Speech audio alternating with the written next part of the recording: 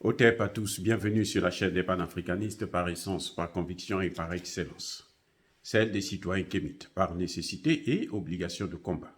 Nous sommes une chaîne qui n'est guidée que par nos ancêtres et rien que par les ancêtres qui appartiennent à l'égrégore du monde noir. Par conséquent, nous ne croyons en aucun Dieu venu de l'étranger. Toutefois, cette vidéo n'est aucunement destinée à inciter à la haine ou à la violence, car nous menons un combat qui est d'abord et avant tout spirituel, intellectuel et démocratique. Ensuite, il est politique, géopolitique et géostratégique, contre l'impérialisme, le colonialisme, le néocolonialisme et l'endocolonat, qui sont tous qualifiés de crimes contre l'humanité. Nous menons ce combat sur la base du principe fondamental que nous avons hérité de nos ancêtres kémites, qui est celui de la Mahat, c'est-à-dire solidarité, vérité et justice. Vous êtes donc en droit de connaître la vérité et nous avons l'obligation de vous dire la vérité, rien que la vérité, afin que justice soit rendue au continent africain. Et ça, c'est notre modeste contribution dans cette noble lutte en faveur de la souveraineté, la dignité, la solidarité et l'unité africaine. C'est exactement ça que nous appelons le panafricanisme. Bien-aimés frères et sœurs, nous avons le regret de vous annoncer la mort du préfet Drissa Sanogo. Nous présentons toutes nos condoléances à sa famille. Ce préfet a été kidnappé, pris en otage par le Génim depuis mai 2020. Il était préfet dans la région de Tombouctou, notamment dans la ville de Gourma-Rarousse. Maintenant, pourquoi je vous annonce ça? Je vous annonce ça parce que aujourd'hui, c'est le Génim qui a annoncé sa mort de cet otage. Il dit qu'il était malade. Il a souffert d'une longue maladie et il a succombé. Ok. Et pour le Génim, ce groupe terroriste, il pense que le fait de dire qu'il est mort en captivité, pas à cause de leur faute, mais à cause de la maladie, c'est une excuse.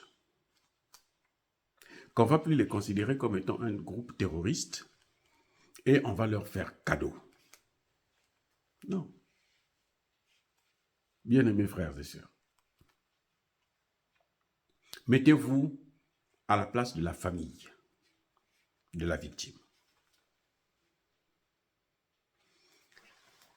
Vous êtes terroriste, vous prenez un otage, il tombe malade. Et il précise, hein, c'est une longue maladie. Il est mort des suites d'une longue maladie. Il est malade.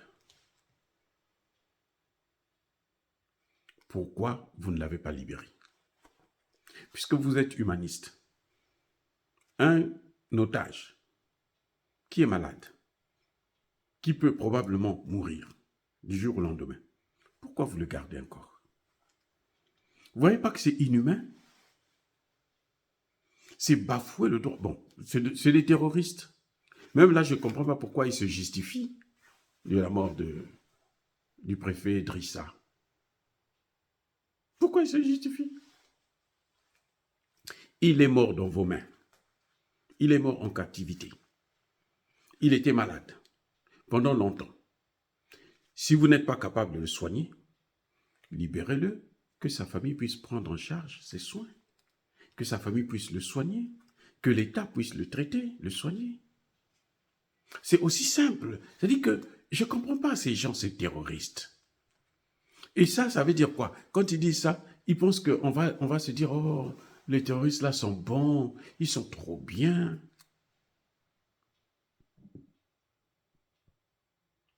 Quelqu'un est malade.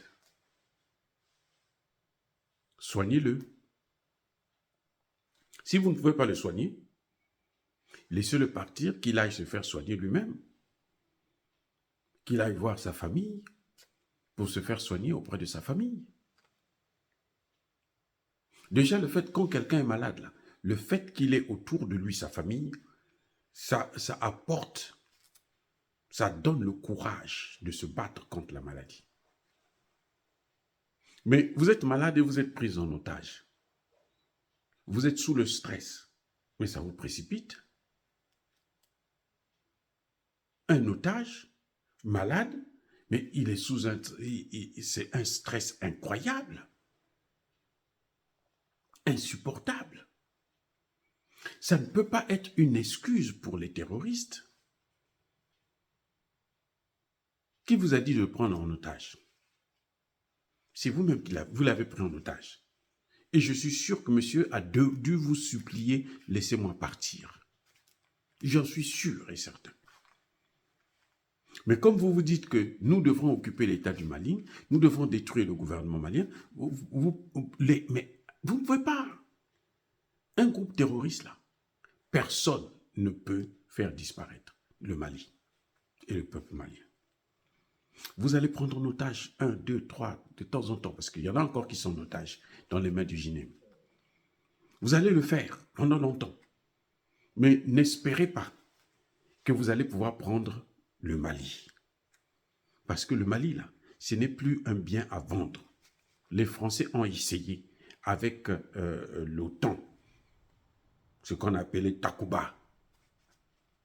Il y a eu Barkhane, la France, il y a eu Takuba, l'Europe, et il y a même les Américains qui les soutenaient au niveau des Nations Unies et autres. Ils n'ont pas pu prendre le Mali. Ce n'est pas vous, quelques terroristes, qui allez prendre le Mali, même si vous êtes soutenus par les pays de l'OTAN. Donc pour moi, aujourd'hui, tous ces gens du GENIM, ces terroristes-là, ce sont des criminels qu'il faut traiter comme tels. Il n'y a pas d'excuses, il n'y a pas de négociation avec eux. Il faut les détruire, il faut les neutraliser. Point final. Dire cela, c'est inciter à la haine ou à la violence. Non, ce n'est pas moi qui ai instauré le principe selon lequel on ne négocie pas avec les terroristes. Bien-aimés frères et sœurs, soyez bénis. Je persiste et je signe. Soyez abondamment bénis par le Dieu des Kémites et par nos ancêtres angélisés. Mais que tous ceux qui persécutent le continent africain le pillent et le déstabilisent, qu'ils soient noirs, blancs, chinois, arabes, indiens, juifs ou qui qu'ils soient maudits, punis, foudroyés, neutralisés, écrasés, effacés par le Dieu des Kémites et par nos ancêtres angélisés. Vive l'Afrique éternelle, j'ai dit et j'assume.